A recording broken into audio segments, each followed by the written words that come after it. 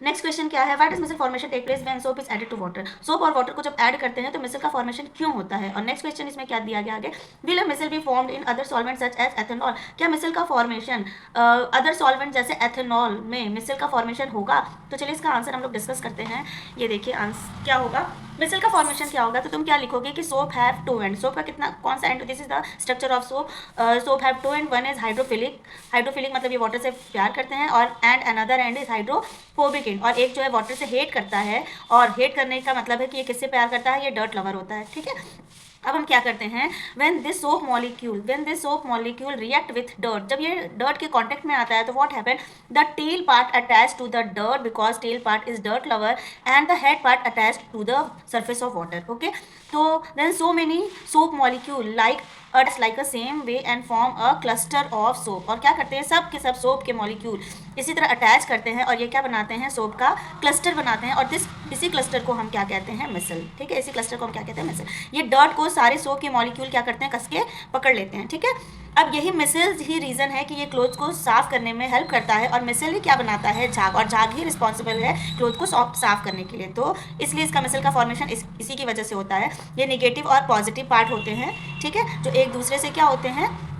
Negative और particle एक दूसरे से क्या होते हैं, अरेंज होते हैं। नेक्स्ट क्वेश्चन है कि क्या ये जो सोप है हमारा, ठीक है, ये सोप जो है ये एथेनॉल की जब हम बात करेंगे, क्योंकि यहाँ पे कौन से मॉलिक्यूल थे, यहाँ पे वाटर के मॉलिक्यूल के साथ था, जब ये एथेनॉल के साथ क्या ये रिएक्ट हो सकते हैं, नहीं, क्योंकि ये आयनिक बॉन्ड जो है वो आयनिक के साथ क्या हो जाता है, डिजॉल्व हो जाता है। ये पॉजिटिव पार्ट जो है, एक जो ये वाला पार्ट जो है ये आयनिक पार्ट है, और वाटर भी हमारा क्या है, आयनिक है। ठीक है, तो आयन और आयन एक दूसरे में डिसॉल्व हो जाते हैं, बट यहाँ पे प्लस और माइनस का ये जो हेड पार्ट है, तो यहाँ पे आयनिक बॉन्ड नहीं, यहाँ पे कौन सा बॉन्ड है, कोवेलेंट बॉन्ड है। तो आयनिक और कोवेलेंट बॉन्ड ये आपस में डिसॉल्व नहीं होंगे, यही रीजन है कि मिसल का फॉर्मेशन एथेनॉल में नहीं होगा। ठीक है, मिसल का फॉर्मेशन एथेनॉल में नहीं होगा क्योंकि ये नॉन आयनिक पार्ट है एथेनॉल, और वाटर क्या है, ये आयनिक पार्ट है, जिसकी वजह से इसका जो हेड पार्ट है पानी में डिसॉल्व हो जाता है, इसी वजह से इसके सर्फेस को में क्या होता है, वो सर्फेस के साथ अटैच होता है, और यही रीजन है कि मिसल का फॉर्मेशन बन पाता है। ठीक है, तो यही आपका आंसर यहाँ पे दिया गया है। आंसर कि a soap molecule has both hydrophilic and hydrophobic end. The hydrophilic end is dissolved in the water, whereas hydrophobic end insoluble in water. When soap is added in water, the hydrophilic part get dissolved in water, but hydrocarbon tail, being a hydrophobic part, form a cluster called micelles.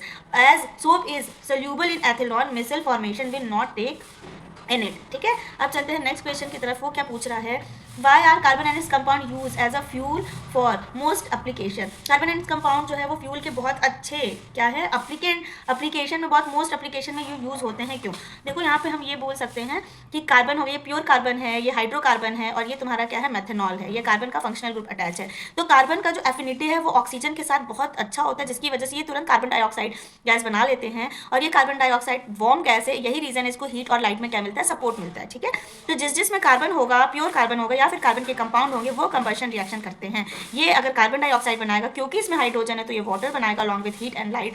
इसमें भी carbon और hydrogen है, तो carbon की affinity oxygen से बहुत ज़्यादा होती है, तो CO2, फिर ये हाइड्रोजन इस ऑक्सीजन से रिएक्ट करके वाटर और हीट एंड लाइट देगा। ठीक है, तो ये आपको समझ में आ गया होगा। Because carbon and its compound are use fuel, क्यों होता है ऐसा, During the process of combustion of carbon and its compound, the large amount of heat and light is released. क्यों होता है, क्योंकि कार्बन ऑक्सीजन के साथ एफिनिटी बहुत अच्छी है, और वो CO2 कंपाउंड बनाने के साथ साथ हीट और लाइट प्रोड्यूस कर। देखो नेक्स्ट क्वेश्चन क्या पूछा है, explain the formation of scum when hard water is treated with water. ठीक है, स्कम क्या होता है, ठीक, हार्ड वाटर क्या होता है, ये चीज़ जान लीजिए। ये आपका क्या है, हार्ड वाटर कब होता है, जब वाटर में मैग्नीशियम हो गया और कैल्शियम हो गया, इसके सॉल्ट हो गए, तो कैल्शियम क्लोराइड और मैग्नीशियम क्लोराइड।